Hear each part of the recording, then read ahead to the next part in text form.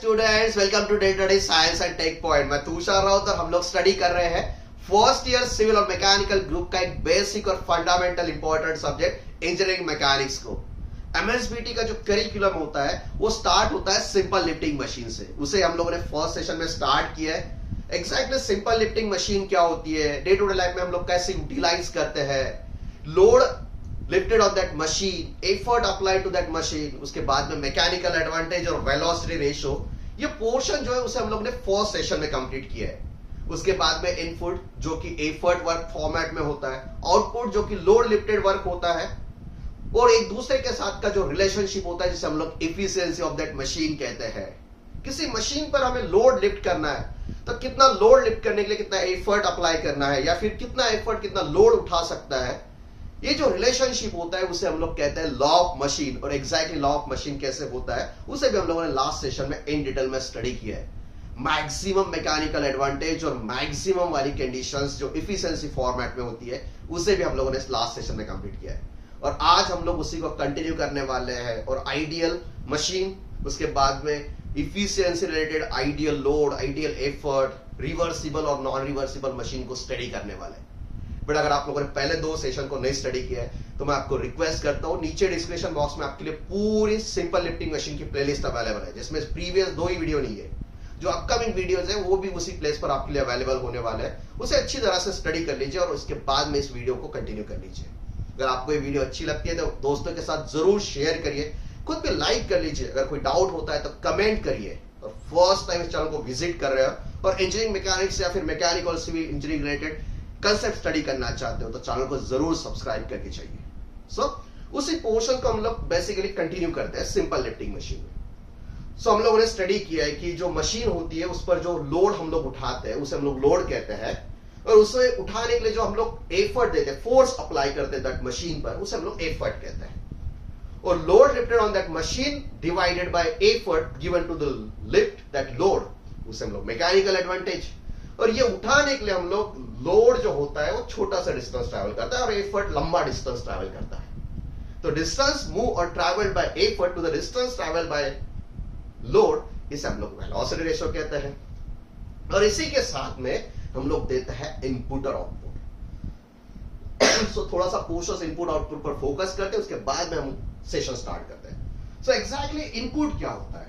सो जो इनपुट होता है सिंपल लिफ्टिंग मशीन का, ये होता है हमारा वर्क ऑफ एफर्ट, जो होता है P effort multiplied by distance travelled by effort. और जो आउटपुट होता है जो हमारे लिए एक्सपेक्ट होता है, that is equals to work by load, that is load into distance travelled by load. ये एनर्जी फॉर्मेट्स है। और हमारी तो ये इच्छा है भाई साहब कि जितना वर्क हम लोग इनपुट फॉर्मेट में, एफर्ट के फॉर्मेट में सप्लाई करने वाला है उतना ही हमें लोड लिफ्टिंग में मिल जाए। बट एक्चुअल में ऐसे नहीं होता है। क्यों नहीं होता है? क्योंकि मशीन बनी होती है नंबर ऑफ कंपोनेंट से, और एक कंपोनेंट दूसरे के साथ में कनेक्टेड होता है, दूसरा तीसरे के साथ में कनेक्ट होता है, और इनके बीच में होता है थोड़ा बहुत मोशन। सो एक कंपोनेंट दूसरे कंपोनेंट के साथ में मूव करता है, और कांटेक्ट जो होता है उसके बीच में जब मोशन होता है तो वहां पर भाई साहब एक फिजिक्स की टर्म इंटरप्रेट होती है, मैकेनिक्स की टर्म है, जिसे हम लोग फोर्थ लेसन में कंप्लीट करने वाले, दैट इज फ्रिक्शन। फ्रिक्शन क्या होता है भाई साहब? सो मान लीजिए एक कंपोनेंट है, दूसरा ये है, दोनों के बीच में कांटेक्ट है, और कांटेक्ट के बाद में इन दोनों के बीच में अगर मोशन है तो इन दोनों के सरफेस के बीच में मोशन को अपोज करने के लिए बाय डिफॉल्ट फोर्स जनरेट होता है, जिसे हम लोग फ्रिक्शन कहते हैं। ये हमारे लिए मोशन को अपोज करता है। भाई साहब हमारा एक्सपेक्टेशन तो यही है कि एफर्ट लगाने के बाद में लोड उठाने में उसका मोशन हो जाए, और यहां पर जो कांटेक्ट है वो कांटेक्ट सरफेस फ्रिक्शन के अकॉर्डिंग उसे अपोज करता है। तो इसी कारण यहां पर थोड़ा बहुत हमारा जो एफर्ट का वर्क होता है वो लॉस हो जाता है फ्रिक्शन में, और बचा हुआ जो होता है उसे हम लोग लोड लिफ्ट करने के लिए यूज करते हैं। सो जो इनपुट होता है उसका कुछ ना कुछ तो भी पार्ट यहां पर लॉस्ट हो जाता है, जिसे हम लोग लॉस इन फ्रिक्शन कहते हैं, या फिर लॉस ड्यू टू फ्रिक्शन कहते हैं। फ्रिक्शन क्या होता है भाई साहब? जो मशीन के वेरियस कंपोनेंट्स होते हैं एक दूसरे के रिलेशनशिप में जो मूव करते हैं, तो उनके मोशन के बीच में होता है फ्रिक्शन। उन पार्ट्स का जो फ्रिक्शन होता है वो कुछ ना कुछ तो भी amount of energy, amount of work which is given by effort वो खुद के लिए यूज करता है, और बचा हुआ हम लोड उठाने के लिए यूज कर लेते हैं। सो मान लीजिए कि यहां पर 100 जूल इतनी एनर्जी अगर हम लोग सप्लाई करते हैं तो 80 जूल यहां पर यूज हो रही है। सो भाई साहब 20 जूल कहां खत्म हो चुकी है? सो 20 जूल यहां पर फ्रिक्शन में लॉस हो चुकी है, जो हम लोग यूज नहीं कर पाए। ये तो हमारा लॉस, ये यूज नहीं कर सकते हम लोग तो एक्सपेक्ट कर रहे थे भाई साहब कि एफर्ट लग जाए, उसके अकॉर्डिंग लोड लिफ्ट हो जाए, कम एफर्ट लगे, ज्यादा लोड उठा ले जाए। सो बट कुछ ना कुछ तो भी लॉस होता ही है, तो सह लेते हैं। और ये जो रिलेशनशिप होता है कि इनपुट यानी कि वर्क बाय एफर्ट और output that is work by load, ये जो रेशो मेंटेन होता है उसे ही तो हम लोग कहते हैं efficiency of machine, that is output divide by input. और इनपुट और आउटपुट रिलेशनशिप इसी रेशो के फॉर्मेट में होता है। सो मशीन कितना एबल है, कितने कैपेबल है to convert input into the output work, इसी रेशो को हम लोग उसकी इफिशिएंसी कहते हैं। एक बात कंफर्म है भाई साहब, इनपुट से ज्यादा तो आउटपुट होने वाला नहीं, मतलब न्यूमरेटर छोटा है, डिनोमिनेटर की वैल्यू बड़ी है, या फिर equal, max to max possible equal ही है।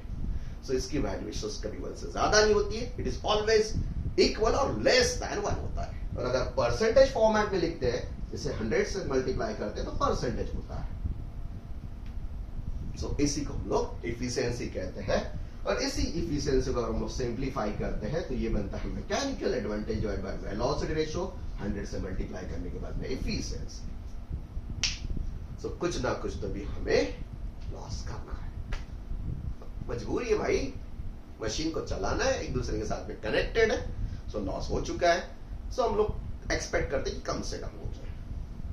सो मान के चलिए भाई कि यहां पर इनपुट तो हम लोगों ने दे दिया 100 जूल, और मशीन जो है ना उसके पास में कोई फ्रिक्शन नहीं है, और 100 जूल का 100 जूल अगर वो आउटपुट फॉर्मेट में लोड लिफ्टिंग में यूज होता है तो हमारे लिए तो सबसे बेस्ट कंडीशन हो चुकी है। मतलब जितना हम लोगों ने इनपुट दिया उतना आउटपुट फॉर्मेट में वर्क उसने उठा लिया है विदाउट एनी फ्रिक्शन। सो एक ही कंडीशन में पॉसिबल है कि जब यहां पर कोई फ्रिक्शन ना हो। अगर वैसी कंडीशन होती है वो मशीन पर, और या फिर ऐसी कोई मशीन एग्जिस्ट करती है कि जिस मशीन में कोई फ्रिक्शन लॉस नहीं है, सारा जो वर्क होता है एफर्ट का, वो सारा का सारा वर्क यहां पर हम लोग यूटिलाइज करते या फिर कन्वर्ट करते to lift that load without any losses, without any loss due to that friction. और इसी कंडीशन की जो मशीन होती है उस मशीन को हम लोग कहते हैं आइडियल मशीन। सो दिमाग में क्वेश्चन होता है कि आइडियल मशीन क्या होती है? सो सबसे पहला इंपॉर्टेंट पॉइंट होता है आइडियल मशीन, इसका मीनिंग होता है मशीन विदाउट एनी फ्रिक्शन। सो मतलब नो फ्रिक्शनल लॉस।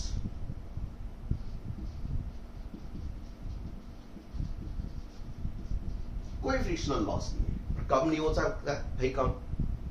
सो कब फ्रिक्शन लॉस नहीं हो सकता है? जब यहां पर work that by effort to the work of load equal होता है। मतलब यहां पर इनपुट इक्वल्स टू आउटपुट होता है। इनपुट क्या है भाई साहब? वर्क ऑफ एफर्ट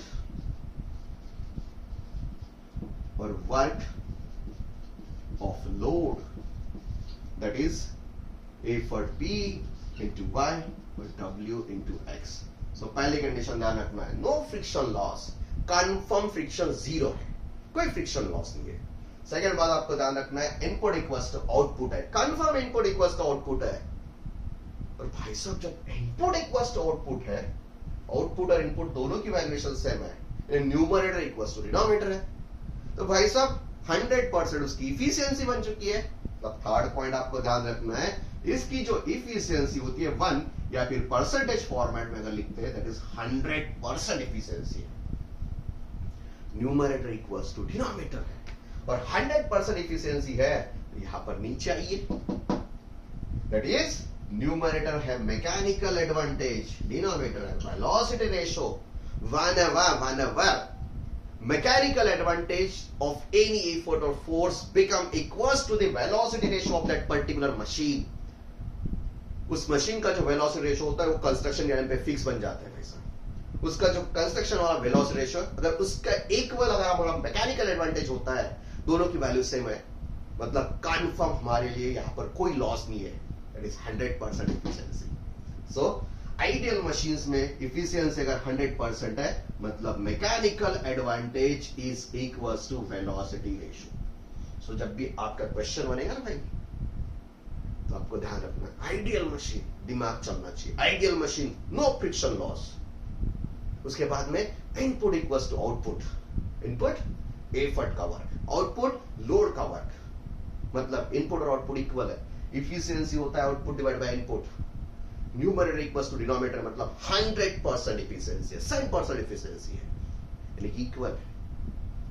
अगर इफिशियंसी इक्वल है तो हम लोग इफिशियंसी को ही लिखते हैं mechanical advantage divide by velocity ratio, मतलब न्यूमरेटर और डिनोमिनेटर फॉर्मेट में mechanical advantage exactly equals to velocity ratio. So दोनों की वैल्यूएशन सेम हो चुकी है। सो आइडियल मशीन में इतने सारे मीनिंग्स होते हैं। So which is ideal machine? So definitions अगर हम लोग लिखते हैं, अ machine which converts all effort work energy यानी input into the load work, उसे हम लोग आइडियल कह सकते हैं। या फिर machine without any friction loss, a simple lifting machine without any friction loss या फिर zero frictional loss, having 100% efficiency or 100% efficiency is called as ideal machine. So ideal machine ऐसी मशीन होती है जिसमें कोई फ्रिक्शन एग्जिस्ट नहीं करता है, और mechanical advantage equals to velocity ratio बनता है, इफिशियंसी 100% होती है, इनपुट इक्वल्स टू आउटपुट होता है, और नो फ्रिक्शन। सो ये सारे पैरामीटर्स होते हैं हमारे लिए आइडियल मशीन। और भाई साहब एक पॉइंट हमेशा ध्यान रखिए, आइडियल मशीन कभी एग्जिस्ट नहीं करती है भाई साहब। कॉन्टैक्ट अगर है तो उसके बीच में 101% फ्रिक्शन तो प्रेजेंट होता ही है। सो आइडियल मशीन एग्जिस्ट करना ऑलमोस्ट इम्पॉसिबल टास्क है। So practically ideal machine exist नहीं करती है, बट हम लोग स्टडी करने के लिए आइडियल क्यों स्टडी करते हैं भाई साहब? तो हम लोग ट्राई करते हैं कि उसके अच्छा होना चाहिए। आइडियल मतलब हमारे लिए अच्छी बात है, so हम लोग ट्राई करते हैं कि आइडियल के लेवल तक पहुंच जाए, इसलिए हम लोग आइडियल स्टडी करते हैं। सो आइडियल मशीन प्रैक्टिकली नहीं एग्जिस्ट करती है, बट हम लोग आइडियल कंडीशंस को फॉलो इसलिए कहते हैं कि नहीं आइडियल के लेवल तक, पर उसके थोड़ा सा नियर अबाउट भी पहुंच जाते हैं, हम लोग कवर अप कर लेते हैं, तो हमारे लिए बेटर हो सकता है। It gives an idea about best conditions, इसीलिए हम लोग आइडियल कंडीशन को स्टडी करते हैं। सो आइडियल मशीन्स रियलिटी में एग्जिस्ट नहीं करती है, बट आइडियल मशीन्स अगर है तो आपके दिमाग में पॉइंट क्लियर होना चाहिए, दैट इज यहां पर 100% इफिशियंसी है और कोई फ्रिक्शन लॉस नहीं है। मतलब मान लीजिए एक सिंपल मशीन है, एक सिंपल मशीन है, मान लीजिए हमारा स्क्रू जैक है, एक स्क्रू जैक है,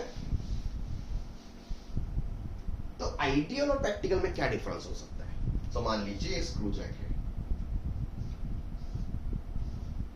ये दूसरा स्क्रू जैक है, 2 मिनट के लिए इसे अज्यूम कर लीजिए कि ये हमारे लिए आइडियल है और ये हमारा प्रैक्टिकल है।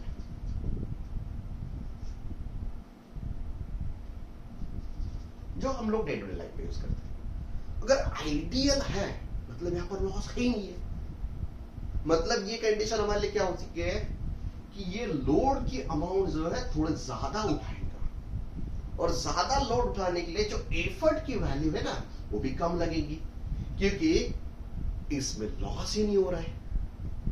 और प्रैक्टिकली क्या होता है कि जो एफर्ट है वो ज्यादा लगने वाला है और उसके कंपैरिजन में जो लोड है वो कम उठाने वाला है। वो मान लीजिए यहां पर मुझे 100 न्यूटन फोर्स को उठाना है, लोड को उठाना है, और इसके लिए मुझे अप्लाई करना है मान लीजिए 1 न्यूटन फोर्स। सो आइडियल कंडीशन में अगर इसी मशीन्स पर अगर यहां पर हम लोग एडजस्ट करते हैं, तो मैं अगर 100 न्यूटन उठाना चाहता हूं तो डेफिनेटली 1 न्यूटन फोर्स तो नहीं उठा पाएगा, क्योंकि 1 newton force is required to lift 100 newton load, जब यहां पर फ्रिक्शन नहीं है। यहां पर अगर हम 1 न्यूटन फोर्स देते हैं तो 1 न्यूटन फोर्स को 2 काम करने हैं। कौन से? इसको उठाना है, इसको उठाने से पहले उसको दूसरा काम निपटाना है, दैट इज फ्रिक्शन वाला पोर्शन। सो फ्रिक्शन में उसने लॉस कर लिया, सो फ्रिक्शन के लॉस के अकॉर्डिंग इसने 100 न्यूटन लॉस कर लिया। सो बचा हुआ 50, ये 50 उठा पाएगा। मतलब भाई साहब इसे उठाने के लिए मुझे ज्यादा एफर्ट देना, मतलब मान लीजिए 5 न्यूटन का एफर्ट देना है। भाई साहब हमारे लिए तो लॉस हो चुका है। सो जो आइडियल मशीन होती है उस मशीन पर एक पर्टिकुलर अमाउंट ऑफ लोड अगर मुझे उठाना है तो आइडियल मशीन पर उसके लिए एफर्ट कम देना पड़ता है, क्योंकि उसका एक ही काम होता है, टू लिफ्ट द लोड। और जो रियल डील में होती है हमारे मशीन, उसके एफर्ट को 2 काम करने हैं। पहला भाई साहब वो फ्रिक्शन को निपटाना है। जब तक वो फ्रिक्शन निपटता नहीं, उसके बाद में जो बचता है वो लोड उठाने के लिए हम लोग यूज करते हैं। सो फ्रिक्शन में लॉस होता है तो उस लॉस को हम लोग को बेयर करना होता है। सो आइडियल कंडीशन में जो लोड उठाता है उसका जो एफर्ट होता है प्रैक्टिकली उससे ज्यादा देना पड़ता है और यहाँ पर थोड़ा कम देना पड़ता है। मान लीजिए यहाँ पर 1 न्यूटन में निपटने वाला जो लोड है, एफर्ट है, वो 5 न्यूटन है। मतलब भाई साहब 1 और 5 यानी 4 न्यूटन का जो एफर्ट है वो ज्यादा देना है। और ये 4 न्यूटन का एफर्ट क्या कर रहा है भाई साहब? सिर्फ फ्रिक्शन को निपटने वाला है, फ्रिक्शन को यूज करने वाला है, फ्रिक्शन लॉस को कम करने वाला है। मतलब ये तो हमारे लिए लॉस हो चुका है। किस चीज का लॉस हो चुका है? एफर्ट का लॉस हो चुका है। सो इतना 4 न्यूटन का एफर्ट हमारा लिए लॉस है। हम लोग उसे यूज करते हैं सिर्फ फ्रिक्शन ओवरकम करने के लिए। दूसरी कंडीशन, मान लीजिए ये 1 न्यूटन का एफर्ट है और यहां पर भी 1 न्यूटन का एफर्ट है। सो 1 न्यूटन का एफर्ट यहां पर 100 न्यूटन लोड उठाने वाला है और यहां पर फ्रिक्शन है, इसके अकॉर्डिंग इसने सिर्फ 50 न्यूटन को ही उठा लिया। मतलब भाई साहब आइडियल मशीन पर लोड तो ज्यादा उठाता है, उसके कंपैरिजन में रियल मशीन में थोड़ा लोड कम हो गया है। दोनों का एफर्ट तो मैंने 1 न्यूटन ही दे दिया है, बट 1 न्यूटन यहां पर 50 न्यूटन को उठा लिया है, यहां पर 100 न्यूटन। सो यहां पर क्या हुआ भाई साहब? ये 1 न्यूटन का जो एफर्ट है ना, इसने 2 काम किए। पहले उसने फ्रिक्शन को लॉस करके, उसके बाद में बची हुई अमाउंट उसने लोड लिफ्ट करने के लिए यूज की है। मतलब यहां पर 100 न्यूटन सिर्फ एक ही काम, एफर्ट लोड को उठाना है। यहां पर एफर्ट फ्रिक्शन को पहले संभालना है, निपट लेना है, उसके बाद में बचे हुए 50 न्यूटन एफर्ट जो है वो लोड को उठाने वाला है। मतलब यहां पर तो लॉस हो चुका है हमारे लिए लोड का, कितना है? 100 माइनस 50 = 50।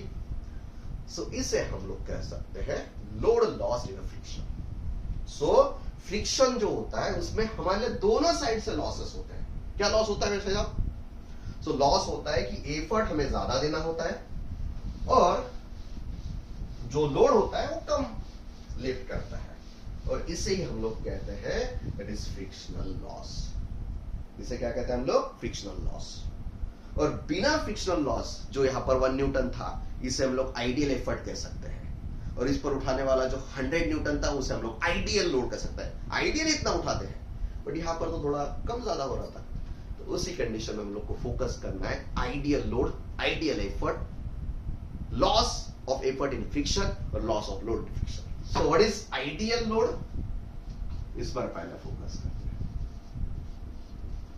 सो आइडियल लोड का मतलब होता है that is amount of load lifted on a machine which has no friction or which is an ideal machine. बिना फ्रिक्शन का जो लोड हम लोग उठाते हैं, this is called as ideal. So what is exactly ideal load? So load lifted on a machine which has 100% efficiency or a machine which has no friction loss. उस machine के जो load होता है उसी लोड को हम लोग कहते हैं आइडियल लोड। और जो आइडियल लोड होता है उसकी वैल्यू हमेशा ज्यादा होती है प्रैक्टिकली, क्योंकि आइडियल कंडीशन में ज्यादा अमाउंट ऑफ लोड उठा सकता है वो। अभी तो देखा आप लोगों ने। उसके बाद में होता है ideal effort. What is ideal effort? जिसे हम लोग पीआई कहते हैं, effort. So amount of effort required to lift a load on ideal machine. Ideal machine मतलब machine without friction. So that is amount of effort required to lift a load on ideal machine or machine with zero friction, उसे हम लोग ideal effort कहते हैं। इसे हम लोग क्या कहते हैं? Ideal effort. So load lifted on ideal machine और effort required to lift load on ideal machine, इसे हम लोग आइडियल एफर्ट कहते हैं। आइडियल एफर्ट की वैल्यू हमेशा एक्चुअल में कम होती है और आइडियल लोड की वैल्यू हमेशा प्रैक्टिकल कंडीशन से ज्यादा होती है, क्योंकि वो ज्यादा लोड उठाता है और उसे उठाने के लिए आइडियल एफर्ट में कम एफर्ट देना पड़ता है। इसे कहते हैं हम लोग आइडियल लोड और आइडियल एफर्ट। और जो बचा हुआ कम निकल जाता है उसे हम लोग लॉस कहते हैं। उस लॉस को ही हम लोग कह सकते हैं कि load lost due to friction, क्योंकि लोड भी लॉस हो चुका है ना भाई साहब। इसे हम लोग WF लेटर से नोट करते हैं। ध्यान रखिए, F फॉर फ्रिक्शनल लॉस और I फॉर आइडियल कंडीशंस, और उसके बाद में होता है effort loss due to friction या फिर फ्रिक्शनल एफर्ट लॉस, जिसे हम लोग PF कहते हैं। तो इस पर आप फोकस करते हैं। What is loss? यही तो हम लोगों ने देखा है भाई साहब। यहां पर 100 न्यूटन आइडियल कंडीशन वाला, सो WI 1 न्यूटन आइडियल कंडीशन वाला एफर्ट, और एक्चुअल में 5 न्यूटन, और इसके जगह पर यहां पर 50 न्यूटन। सो इनका जो बेसिक डिफरेंस है, सो एक्चुअल एफर्ट जो है उसके अकॉर्डिंग जो आइडियल एफर्ट है, इन दोनों के बीच का जो डिफरेंस है उसे हम लोग कहते हैं लॉस ऑफ एफर्ट। और जो आइडियल लोड होता है उसको अगर हम लोग एक्चुअल लोड उससे अगर माइनस कर लेते हैं तो वो होता है friction loss due to load. So यही कंडीशंस हमारे लिए load loss due to friction और effort loss due to the friction. So what is load loss due to the friction? की होता है इट इज डिफरेंस बिटवीन, देखिए what is load loss due to friction? It is difference between ideal load या फिर load required on ideal machine and actual load lifted on that machine. Ideal load और actual load, इनका जो difference है उसे हम लोग load loss due to friction कहते हैं। सो भाई साहब, अब एक्चुअल लोड कितना है? मान लीजिए एक्चुअल लोड हम लोग यहां पर W अप्लाई करते हैं, और आइडियल मशीन पर कितना लोड होता है अभी देखा हम लोगों ने। आइडियल मशीन का मीनिंग होता है 100% efficiency, input equals to output, input equals to output मतलब है mechanical advantage equals to velocity ratio. So ideal condition में अगर है तो मैकेनिकल एडवांटेज और वेलोसिटी रेशियो तो कंफर्म भाई साहब एक ही है, और वेलोसिटी रेशियो एक पर्टिकुलर मशीन में कभी चेंज नहीं होता है। सो चेंज तो W और P होने वाले हैं। सो अगर आइडियल कंडीशन है, for ideal condition mechanical advantage equals to velocity ratio, और मैकेनिकल एडवांटेज होता है लोड डिवाइड बाय एफर्ट, जिसे हम लोग वेलोसिटी रेशियो फॉर्मेट में कहते हैं। सो आइडियल लोड कितना है? सो आइडियल लोड यहां पर ऐसे शिफ्ट करते हैं। सो आइडियल लोड हो चुका है मेरे लिए, आइडियल लोड भाई साहब W डिवाइड बाय P है, डिवाइडेशन है। इसे अगर हम लोग यहां पर शिफ्ट करते हैं तो डिवाइडेशन का multiplication. So ideal load lifted on machine equals to effort into velocity ratio. So this is my ideal load lifted on machine. भाई साहब यहां पर लिखिए P इनटू VR।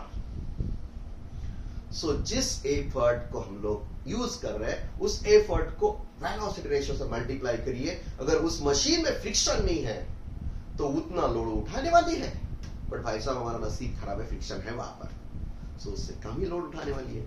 सो अगर मशीन में फ्रिक्शन नहीं होता है, अगर P एफर्ट हम लोग देते हैं तो वो machine confirm P into velocity ratio इतना लोड उठाने वाली है, और वही लोड हमारे लिए आइडियल है। नसीब खराब है, W उठा रही हो। सो इन दोनों के बीच का डिफरेंस, इसे ही हम लोग कहते हैं loss of load in the friction, और a load loss due to friction. So load loss due to friction की बात अगर हम लोग कहते हैं तो ideal load WI minus actual load, इन दोनों के बीच का जो डिफरेंस है इसे ही हम लोग कहते हैं load loss due to friction. So ध्यान रखिए ये formula, but is load loss due to friction, friction का लॉस है आइडियल लोड, उस मशीन पर अगर आइडियल कंडीशन होती है तो कितना लोड उठाती है, बट एक्चुअल में कुछ तो फ्रिक्शन है, उस कारण उसने W लोड उठाया। इन दोनों के बीच का जो डिफरेंस है, the difference is called as load loss due to the friction. और आइडियल लोड की वैल्यूएशन है P into VR minus W. So this is my load loss due to the friction. कितना लोड लॉस हो चुका है? So this is my load loss. Okay? चलिए same भाई साहब एफर्ट लॉस की बात करते हैं। What is effort loss? So effort loss की बात होती है एक्चुअल एफर्ट और आइडियल कंडीशन वाला एफर्ट। आइडियल कंडीशन तो मुझे पता है mechanical advantage equals to velocity ratio, क्योंकि इनपुट इक्वल्स टू आउटपुट और मैकेनिकल एडवांटेज और वेलोसिटी रेशियो दोनों वैल्यूएशन सेम। सो इसी फार्मूला को यहां पर शिफ्ट करते हैं, W divide by ideal effort, लिखते हैं वेलोसिटी रेशियो। आइडियल एफर्ट चाहिए तो भाई साहब इसे अगर यहां पर शिफ्ट करते हैं और वेलोसिटी रेशियो डिवाइडेशंस में, सो आइडियल एफर्ट बनता है मेरे लिए load divide by velocity ratio. So this is my ideal effort. और आइडियल लोड कितना है भाई साहब? That is P into velocity ratio. So what is valuations for ideal load? Ideal load मतलब ideal effort. Ideal effort का meaning है there is effort required to lift a load with a frictionless machine. और यहाँ पर चलिए difference create करते हैं। So, कितना आइडियल एफर्ट है भाई साहब? PI। और एक्चुअल में कितना है? उससे तो ज्यादा ही है। सो एक्चुअल जो P है उससे आइडियल को अगर हम लोग कम करते हैं तो ये हमारा फ्रिक्शनल एफर्ट लॉस हो चुका है। That is effort lost in a friction. So what is effort loss in a friction? Actual उस पर हम लोग जो एफर्ट दे रहे हैं वो एफर्ट। अगर ये मशीन आइडियल होती है तो आइडियल मशीन के लिए आइडियल एफर्ट होता है W by VR, velocity ratio. So this is equals to P minus, क्या है भाई साहब? P minus आइडियल एफर्ट वाली कंडीशंस है W divided by VR. So this is my frictional loss in effort. चलिए बेटा, so यहाँ पर 3-4 फार्मूलाज आपको फोकस करना है। कौन से फार्मूला फोकस करना है? यहाँ पर लिखता हूं मैं। पहला formula that is ideal load. चलिए आइडियल लोड डिनोट करने वाले हैं WI से। लिखिए, अगर आपके पास में कॉफी है तो कॉफी पे नोट डाउन कर लीजिए फार्मूला। इसी के बेस जो है हम लोग न्यूमेरिकल्स में यूज करने वाले हैं। आइडियल लोड कितना है भाई साहब? PVR। ये सब स्टूडेंट को पता होता है, मूवी देखते हैं तो PVR में जाते हैं। नेक्स्ट, उसके बाद में आइडियल एफर्ट। कितना आइडियल एफर्ट है? PI equals to W divide by VR। ये फर्स्ट, ये सेकेंड। उसके बाद में loss, effort lost in friction. PF equals to actual effort into ideal effort. Actual effort है, आइडियल एफर्ट की बात है W डिवाइड बाय VR। और load lost in friction that is WF। That is ideal load lifted जो कि ज्यादा होता है minus actual load lifted. Ideal load PVR minus W। या मान लो सेकेंड फार्मूला, थर्ड फार्मूला और फोर्थ फार्मूला। इसी फार्मूला बेसिस पर हम लोग को फोकस करने हैं बहुत सारे न्यूमेरिकल्स। सो ये सब हो चुका है आइडियल लॉस और ideal effort, load loss due to friction और effort loss due to friction. So पहले बात आपके दिमाग में क्लियर है कि भाई साहब मशीन में कुछ तो भी अमाउंट ऑफ फ्रिक्शन में लॉस होता है। जो कुछ तो भी अमाउंट होता है उसमें हमारा लोड भी लॉस होता है, फ्रिक्शन भी। एफर्ट भी लॉस होता है। तो कितना, अगर फ्रिक्शन नहीं है तो आइडियल मशीन है, आइडियल मशीन है 100% efficiency, mechanical advantage equals to जी, वेलोसिटी रेशियो है और इनपुट इक्वल्स टू आउटपुट है। इसी को अगर हम लोग एफर इंटरप्रीट करते हैं, ये फार्मूलेज आपको ध्यान रखना है। So this equals to ideal load, ideal effort, load loss due to friction and effort loss due to friction. Note down कर लीजिए अगर आपको लगता है तो, फार्मूलाज को नोट डाउन कर लीजिए।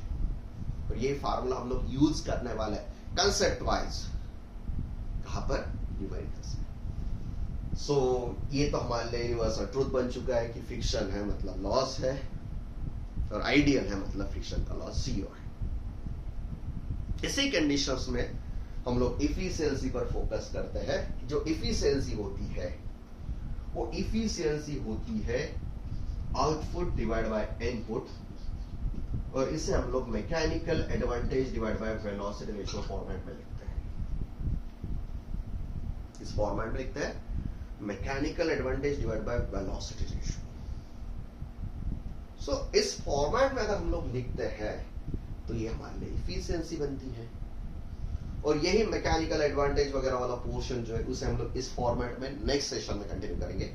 पर इसके पहले मैं थोड़ा सा पोर्शन देखता हूं कि इसकी वैल्यूएशंस कितनी होती है। एक्चुअल में इसका वैल्यूएशंस होता है लेस देन 100%, परसेंटेज की बात अगर हम करते हैं, या फिर 100 हो सकता है। 100 अगर है तो मतलब आइडियल मशीन है। सो लेस देन 100% अगर होता है तो यहां पर एक दूसरी इंटरेस्टिंग कंसेप्ट आती है, दैट इज रिवर्सिबल मशीन और नॉन रिवर्सिबल मशीन। और मशीन की रिवर्सिबिलिटी क्या होती है, वो इफिशियंसी पर डिपेंड करती है, और इफिशियंसी पर मुझे इसमें फोकस करना है। पहले तो दिमाग में फोकस करना है कि रिवर्सिबल मशीन किसे कहते हैं और नॉन रिवर्सिबल मशीन किसे कहते हैं। थोड़ा ये सारे पोर्शंस को दिमाग से बाहर कर लीजिए, साइड में रखिए इसे थोड़ा 5 मिनट्स के। मैं आपको 2 एग्जांपल्स देता हूं, 2 एग्जांपल्स को अच्छी तरह से फोकस करिए। 2 एग्जांपल्स हैं भाई, 2 एग्जांपल्स आप लोगों ने practical day to day life में देखे हुए हैं। जो ट्रक है उसे उठाने के लिए हम लोगों ने स्क्रू जैक को यूज किया है। वो पर्सन जो होता है वो टॉमी बार ऐसे घुमाता है और ट्रक को लोड करते हुए उठा लेता है और थोड़ा सा हाइट ले लेता है, उसके बाद में उसको छोड़ देता है, और ट्रक जो है उसी कंडीशन पर वहां पर रुकता है। यानी लोड जो लिफ्ट हो चुका है वो उसी कंडीशन पर रुका हुआ होता है। एक कंडीशन है। इसमें क्या किया भाई साहब हम लोगों ने, कम एफर्ट लगाए, हेवी लोड को उठाया, और उसके लिए हम लोगों ने जो डिवाइस यूज किया है उसी को हम लोग सिंपल मशीन कहते हैं, क्योंकि छोटा सा एफर्ट बड़ा वेट उठा चुका है, इसलिए सिंपल मशीन हो चुकी है। दूसरा एक एग्जांपल फोकस करते हैं, मान लीजिए एकदम दूसरा एग्जांपल है।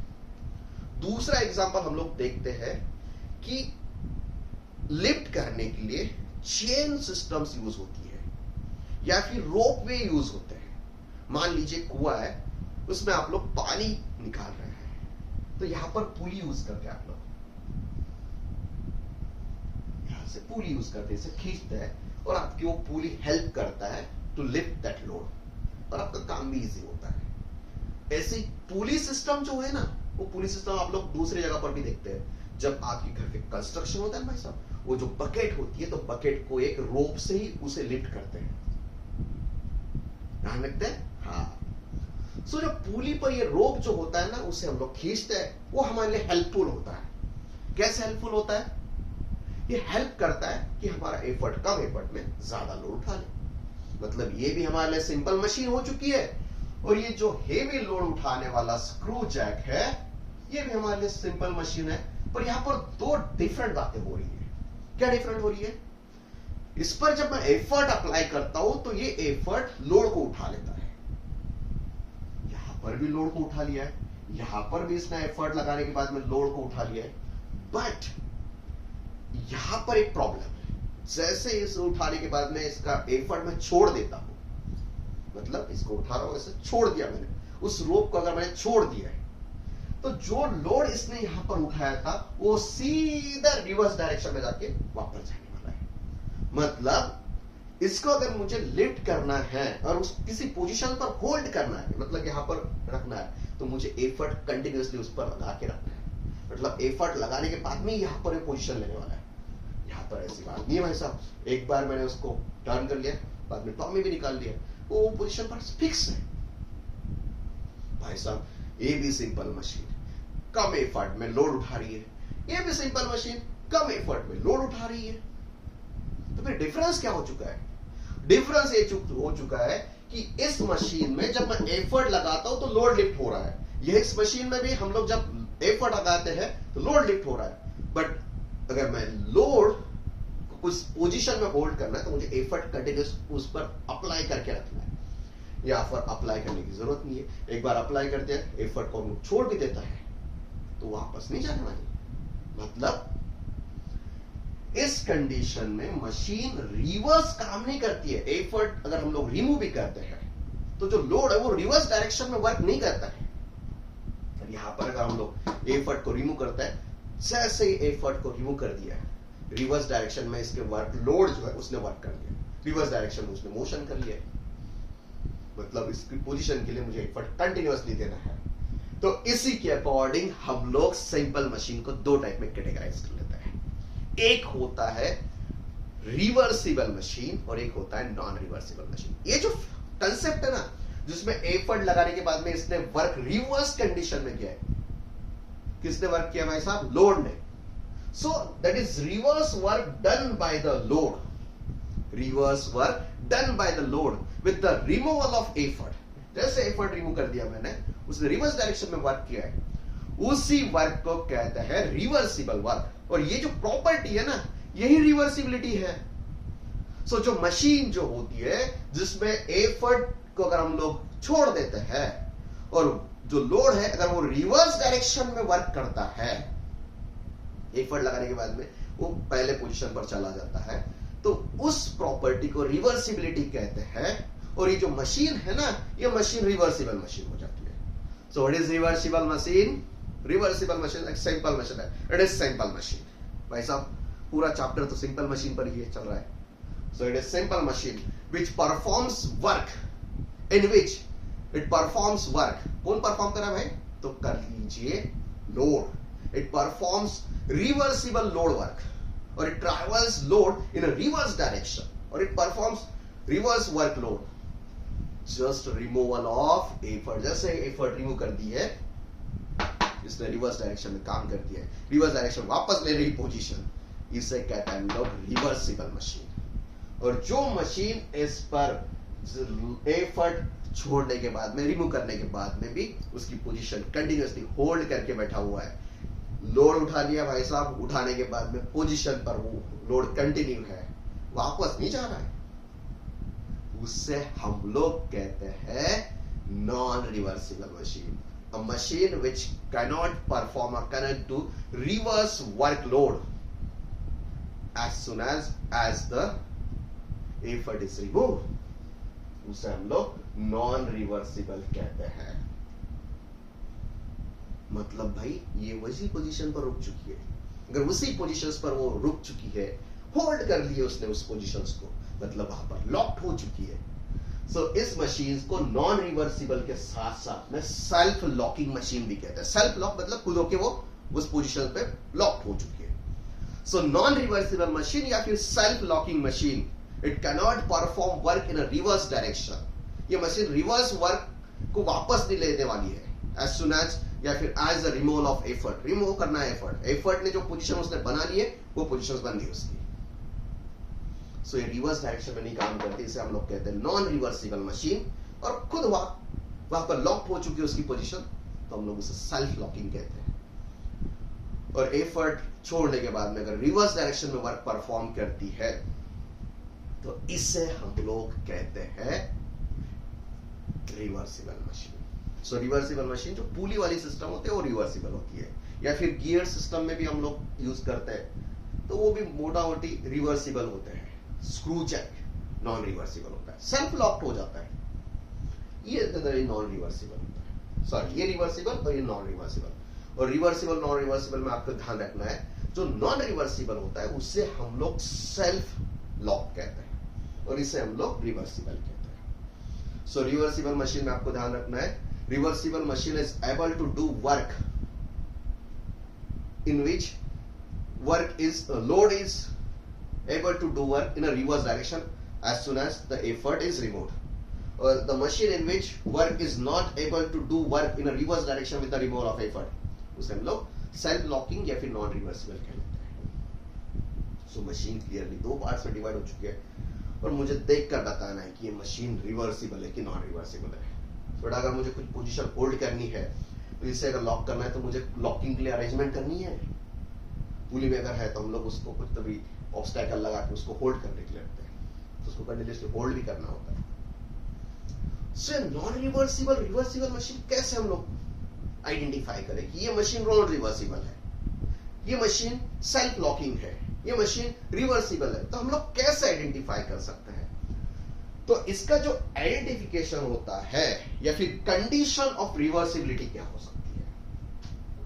सो बेटा ये आप लोगों ने अच्छी तरह समझ लिया है। Effort lost, load lost, ideal effort, load lost, ideal effort, ideal load. उसके बाद में हम लोग डिस्कस कर रहे हैं रिवर्सिबल और नॉन रिवर्सिबल मशीन्स। सो रिवर्सिबल मशीन्स जो रिवर्स डायरेक्शन में भी काम कर रहे हैं with the removal of effort, और नॉन रिवर्सिबल रिवर्स नहीं काम कर रही है। सो रिवर्सिबिलिटी की कंडीशन कैसे होती है? हम लोग कैसे आइडेंटिफाई कर लिए कि ये मशीन जो है वो रिवर्सिबल है या नॉन रिवर्सिबल है? तो एक बात तो कंफर्म है भाई साहब। क्या कंफर्म है? कि इसमें इनपुट और आउटपुट क्या है वो देखना है। सो नॉन रिवर्सिबल क्यों है? क्योंकि वहां पर वो फ्रिक्शन लॉस जो है ना, वो फ्रिक्शन ने उसको होल्ड करके रखा है। किसने होल्ड करके रखा है? फ्रिक्शन। अब यहां पर फ्रिक्शन लॉस काम करने वाला है। पहले तो भाई एफर्ट को तो वो लॉस कर चुका है, लोड को भी लॉस कर चुका है, फ्रिक्शन में हमें लॉस हो चुका है, बट यहां पर थोड़ा बेनिफिट भी हो रहा है। क्या हो रहा है? ये इनपुट जो है ना, ये इनपुट क्या है भाई साहब? Effort into distance travelled by effort. इसे हम लोग दो काम में यूज करते हैं। पहला होता है या फ्रिक्शन लॉस, और जो दूसरा होता है ना वो होता है लोड लिफ्टिंग वाला कंडीशंस। मतलब जो फ्रिक्शन लॉस होता है ना, ये हमारा इनपुट माइनस आउटपुट होता है। अब फ्रिक्शन लॉस की बात करते हैं, कितना फ्रिक्शन लॉस है? So loss of energy due to the friction, friction loss जो है ना भाई साहब, ये हमारे लिए हो चुका है P minus Y into W into X. ये हमारे लिए लॉस हो चुका है। ये हमारे लिए क्या हो चुका है? लॉस हो चुका है। और जब तक ये लॉस वाली जो वैल्यूएशंस है ना, ये जो वैल्यूएशंस है, ये वैल्यूएशंस हमारी जो ये वर्किंग वाली कंडीशन है, ये ठीक है बेटा, वर्क डन ऑफ लोड। अगर वर्क डन ऑफ लोड अगर फ्रिक्शन लॉस से अगर ज्यादा है तो वो फ्रिक्शन को ओवरकम करके वो निकलने वाला है।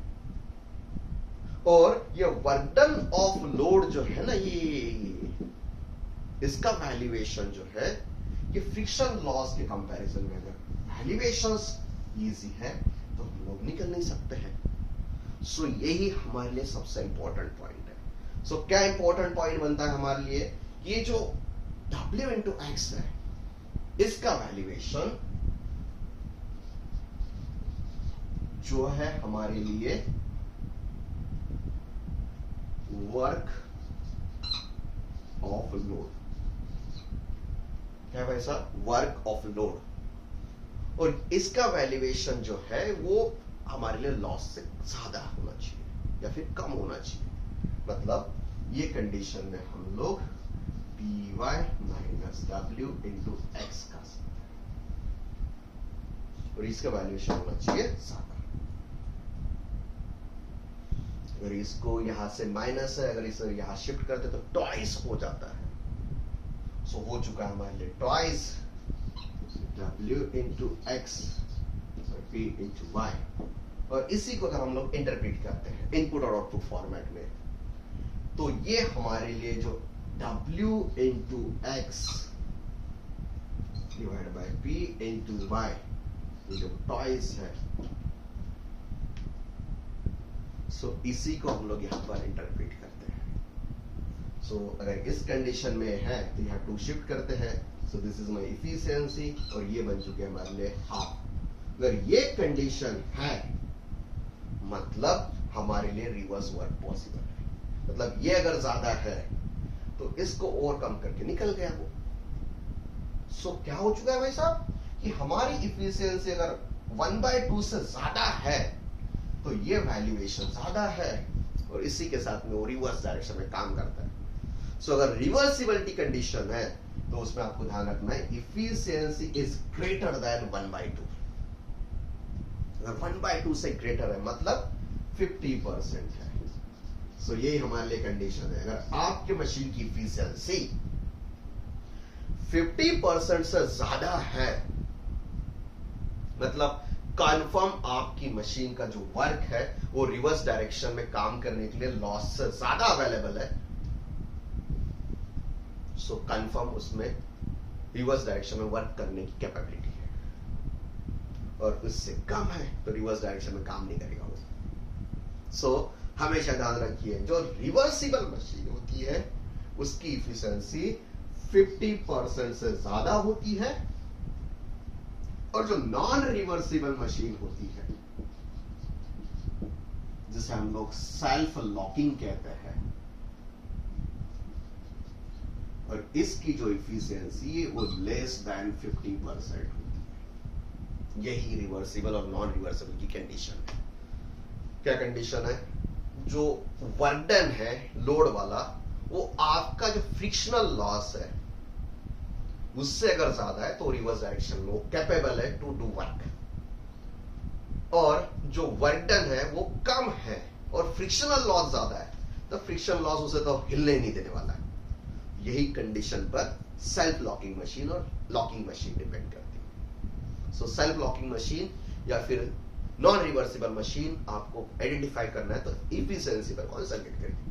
अगर कोई मशीन की इफिशियंसी 50% से ज्यादा है तो आग बंद करके बोल दीजिए it is a non reversible machine. और किसी मशीन की अगर इफिशियंसी 50% से कम है तो उससे भी आग बंद करके बोल दीजिए इट इज सेल्फ लॉकिंग और नॉन रिवर्सिबल मशीन। भाई साहब स्क्रू जैक की इफिशियंसी हमेशा 50% से कम ही होती है।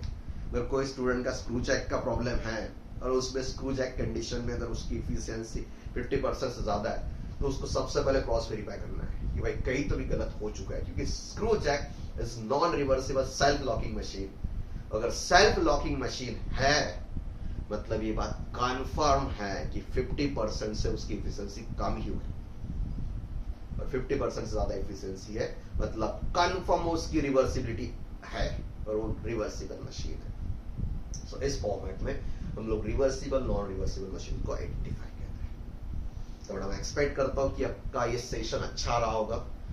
इसमें हम लोगों ने 3-4 पॉइंट्स पर फोकस किए। कौन से पॉइंट्स है मैं फटाफट रिपीट करता हूं। सबसे पहला पॉइंट आइडियल मशीन का। किसे कहते हैं हम लोग आइडियल मशीन? ऐसी मशीन जिसकी एफिशिएंसी 100% है, उसमें कोई फ्रिक्शन नहीं है, कोई फ्रिक्शनल लॉस नहीं है, इनपुट इक्वल्स टू आउटपुट है और mechanical advantage equals to velocity ratio है, 100% एफिशिएंसी, उसे हम लोग आइडियल मशीन कहते हैं। आइडियल मशीन पर जो एफर्ट हम लोग दे सकते हैं टू लिफ्ट अ लोड, उसे हम लोग आइडियल एफर्ट कहते हैं। आइडियल मशीन विदाउट फ्रिक्शन वाली मशीन जो उस पर जो लोड लिफ्ट होने वाला है उसे हम लोग आइडियल लोड कहते हैं। एक्चुअल प्रॉब्लम होता है कि आइडियल मशीन एग्जिस्ट नहीं करती है। सो प्रैक्टिकल मशीन में लॉसेस होते हैं, लोड लॉस्ट हो जाता है, एफर्ट लॉस्ट होता है। सो लोड लॉस का मतलब होता है कि जो आइडियल लोड होता है without friction minus actual load, दोनों का डिफरेंस जो होता है उसे हम लोग load loss due to friction कहते हैं। और जो आइडियल लोड होता है, आइडियल लोड, इसकी वैल्यूएशन होती है P and effort into velocity ratio. और जो आइडियल एफर्ट होता है वो आइडियल एफर्ट की वैल्यूएशन होती है W divide bye effort ideal conditions में। और एक्चुअल एफर्ट से उसे अगर हम लोग डिवाइड माइनस कर लेते हैं, सब्सट्रैक्ट करते हैं, तो वो हमारे लिए लॉस ऑफ एफर्ट होता है। उसके बाद में हम लोगों ने देखा है वो कंडीशंस जिसमें हम लोग देख रहे हैं रिवर्सिबल नॉन रिवर्सिबल टाइप की machines. The machine which is able to do some work in the reverse direction, इसे हम लोग रिवर्सिबल मशीन कहते हैं। जो लोड वर्क करने के लिए कैपेबल है उसे हम लोग रिवर्सिबल। और machine in which work is not capable और able to do work in a reverse direction with the removal of effort, उसे हम लोग नॉन रिवर्सिबल कहते हैं। रिवर्सिबल मशीन, इसकी कंडीशन जो है 50% इफिशियंसी ज्यादा है, 50% से ज्यादा है तो 100% वो रिवर्सिबल है, 50% से कम है तो वो नॉन रिवर्सिबल है। और नॉन रिवर्सिबल मशीन वापस नहीं आती हो, लोड जो है वो रिवर्स डायरेक्शन में काम नहीं करता है with the removal of effort. So उसी के अकॉर्डिंग उसे हम लोग सेल्फ लॉकिंग मशीन कहते हैं। सो बेटा मैं एक्सपेक्ट करता हूं कि तीनों सेशंस आपके लिए बढ़िया रहे होंगे। बेटा इतना ही सबसे इंपॉर्टेंट है, सिंपल लिफ्टिंग मशीन में ये 3 सेशंस आपके लिए इंपॉर्टेंट है और बाकी के हम लोग तो प्रैक्टिकल मशीन्स पर फोकस करते हैं। सो 3 सेशंस मैकेनिकल एडवांटेज वगैरह मैं रिक्वेस्ट करता हूं कि एक बार उसे अच्छी तरह से फोकस करिए, पूरे 3 सेशंस को अच्छी तरह से फोकस करिए। उसके बाद में नेक्स्ट जो सेशंस है इसमें हम लोग पर्टिकुलरली जो मशीन के टाइप्स है, जो आपके सिलेबस में 8 मशीन है, 7 to 8 मशीन है, उस पर हम लोग velocity ratio related concept study करेंगे और कैसे यूटिलाइज होता है, इनपुट क्या होता है, आउटपुट क्या होता है, डिस्टेंसेस अकॉर्डिंग क्या होते हैं, ये पूरा फोकस करेंगे। मैं एक्सपेक्ट करता हूँ कि आपके लिए सेशन अच्छा रहा होगा। अगर ठीक रहा है तो बेटा लाइक करके जरूर जाना, कमेंट है, कोई डाउट है तो कमेंट करके भी जाइए, आपके दोस्तों के साथ जरूर शेयर करिए ताकि वो भी मैकेनिक्स पढ़े और उसका भी स्कोर अच्छा हो जाए। Okay, thank you for watching this long video और सपोर्ट करिए। Thank you so much.